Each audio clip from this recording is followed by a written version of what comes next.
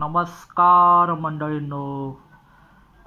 जसं की आता इलेक्शन झालेलं आहे, संपलेलं आहे आणि जसं की इलेक्शनच्या निकालानंतर केंद्रामध्ये पुन्हा एकदा मोदी सरकार आल्यामुळं काही लोकांच्या मनामध्ये अफवा आहेत किंवा काही लोक अफवा उठत आहेत की कर्नाटक राज्यातली जी 5 स्कीम सुरू होतील, अन्नभाग्य, गृहलक्ष्मी, युवा निधी, बस पास आणि लाईट बिलची, हे पूर्णपणे बंद होणार आहे अशी अफवा होते. तर या बाबतीत या संदर्भात बोलण्यासाठी आपण हा व्हिडिओ तयार करत आहे. तर काल उशिरा रात्री आपल्या कर्नाटकाचे मुख्यमंत्री यांनी ट्विट केलेले आहे की अफवावरती विश्वास ठेवू नका आणि तुमचे कोणतेही जे 5 स्कीम आहेत हे कोणतेही बंद होणार नाहीत आणि हे असेच कंटिन्यू चालू राहणार आहे. आणि हे आपल्या सर्वांसाठी एक चांगली बातमी आहे, एक चांगली गुड न्यूज आहे. परत दुसरी गोष्ट अशी आहे की मागील 2 महिने झालं कोणाचे गृहलक्ष्मीचे, कोणाचेच नाही, जास्तीत जास्त सर्वांचेच गृहलक्ष्मी आणि अन्नभाग्याचे पैसे यायला नाही आहेत.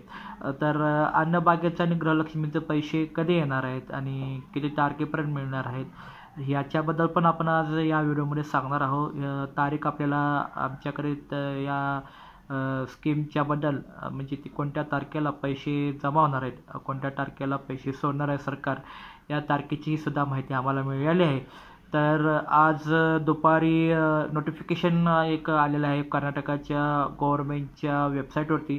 तर त्या नोटिफिकेशन वाचून असं कळत आहे की येत्या 2 आठवड्यामध्ये, येत्या एक 10-15 दिवसाच्या आतमध्ये ज्यांचे गृहलक्ष्मी अन्नभाग्य पैसे तटलेले आहेत ते पूर्णपणे तुम्हाला मिळून जातील. आणि गृहलक्ष्मी आणि अन्नभाग्याचे पैसे 15 दिवसाच्या नंतर नाही, या येत्या 15 दिवसाच्या आतमध्ये जून 15 तारखेनंतर ते 30 जून, या जून 15 ते 30 जून या दरम्यानमध्ये तुमचं तटलेले गृहलक्ष्मी आणि अन्नभाग्याचे पैसे मिळून जातील. काही जणांचे 3-3, 4-4 महिन्याचे पैसे तटलेले आहेत, तर त्यांचेसुद्धा पैसे गृहलक्ष्मीचे या 15 जून ते 30 जूनच्या या दरम्यान मिळून जातील. आणि अशाच माहितीदारक बातमीसाठी आमच्या चॅनलला सबस्क्राईब करा, लाईक करा, शेअर करा. थँक्यू.